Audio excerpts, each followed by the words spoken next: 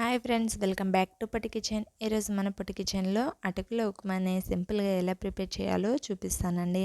రెగ్యులర్గా చేస్తూ ఉంటాం కదా మనం ఉప్మాని, అలా కాకుండా కొంచెం డిఫరెంట్గా చేసి పెట్టినట్లయితే పిల్లల నుండి పెద్దల వరకు చాలా ఇష్టంగా కమ్మగా కడుపు నిండా తింటారండి. సో దాన్ని ఎలా ప్రిపేర్ చేయాలన్నది మనం ఈ వీడియోలో చూసేద్దాము. ఏదో అలా చేశానండి, సూపర్గా అయితే వచ్చింది. దీన్ని ఎలా చేయాలన్నది మీతో షేర్ చేయాలనుకుంటున్నాను. చాలా చాలా సింపుల్గా ఫస్ట్ టైం చేసే వాళ్ళైనా సరే, వంట రాని వాళ్ళైనా సరే ఈజీగా చేసుకోవచ్చు. సో దీనికోసం ఒక బౌల్ తీసుకొని దీంట్లో 1 కప్ అటుకులని తీసుకోవాలి. మీకు ఏ క్వాలిటీ అటుకులైనా పర్లేదు.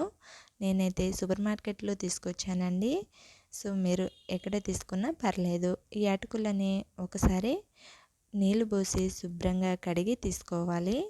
కడిగి తీసుకున్నట్లయితే దీంట్లో ఏదైనా డస్ట్ ఉంటే అంత పోతుంది. సో వాటర్లో వేసి ఇలా కంప్లీట్గా కడిగేసి తీసుకోవాలి అటుకులని. ఇలా కడిగి తీసుకున్న అటుకుల్ని ఇలా పొడి పొడిగా చేసుకొని పక్కన తీసేసుకోవాలి. చూడండి, ఈ క్వాంటిటీలో ఉంటే సరిపోతుంది.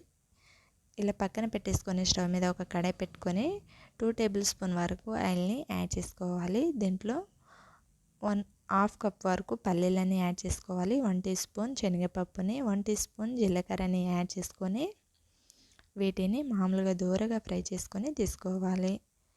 దీంట్లోకి ఫ్రెష్గా ఉన్న కరివేపాకు రెమ్మని ఒకటి యాడ్ చేసుకోవాలి. దీంట్లో 2 టేబుల్ స్పూన్ వరకు క్యారెట్ ముక్కల్ని, 2 లేదా 3 పచ్చిమిర్చిని, క్యాప్సికమ్ ముక్కల్ని, ఆనియన్ ముక్కల్ని 1/2 కప్ వరకు తీసుకొని వెజిటేబుల్ వేసుకొని అటుకులు ఉప్మా చేసుకుంటే టేస్ట్ అనేది చాలా బాగుంటుంది. మీ దగ్గర మరిన్ని వెజిటేబుల్స్ ఉంటే కొన్ని యాడ్ చేసుకోవచ్చు. బీనీస్ ముక్కలు అయినా సరే, ఇంకా వెరైటీ వెజిటేబుల్స్ని కూడా యాడ్ చేసుకోవచ్చు. ఇవి త్వరగా మగ్గడానికి 1/2 టీ స్పూన్ వరకు సాల్ట్ని యాడ్ చేసుకొని వీటిని ఇలా ఫ్రై చేసుకొని తీసుకోవాలి. 2-3 మినిట్స్ పాటు ముక్కలు అనేది పర్ఫెక్ట్గా కుక్ అయ్యేంత వరకు ఫ్రై చేసుకొని తీసుకోవాలండి. మనకి క్యారెట్, క్యాప్సికమ్ ముక్కలు అనేది పర్ఫెక్ట్గా కుక్ అవ్వాలి. సో ఇలా ఫ్రై అయ్యాక మనం కడిగి తీసుకున్న అటుకులు అనేది దీంట్లోకి యాడ్ చేసేసుకోవాలి. సో అటుకులు అనేది దీంట్లో యాడ్ చేసేసుకొని పచ్చివాసన పోయేంత వరకు 2-3 మినిట్స్ పాటు లో ఫ్లేమ్లో ఫ్రై చేసుకొని తీసుకోవాలి. దీంట్లో మంచి కలర్ఫుల్గా ఉండడానికి నేను లాస్ట్కి కొంచెం కొత్తిమీర ఫ్లేవర్ని తీసుకుంటున్నాను. మీకు నచ్చకపోతే స్కిప్ చేయొచ్చు.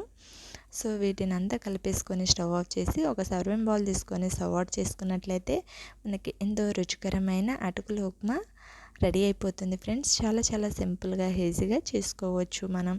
అప్పటికప్పుడు కూడా మనకి ఇలాంటి టిఫిన్ లేనప్పుడు కూడా పిల్లలకి ఇలా చేసి పెట్టండి, చాలా ఇష్టంగా తింటారు. సో ఎంతో రుచికరమైన అటుకుల ఉప్మాని రెడీ చేసేసాం కదా. ఈ డిఫరెంట్ రెసిపీని మీరు ట్రై చేయండి. ఎలా వచ్చిందో కామెంట్ చేసి షేర్ చేయండి. వీడియో నచ్చితే లైక్ చేయండి. Thank you for watching.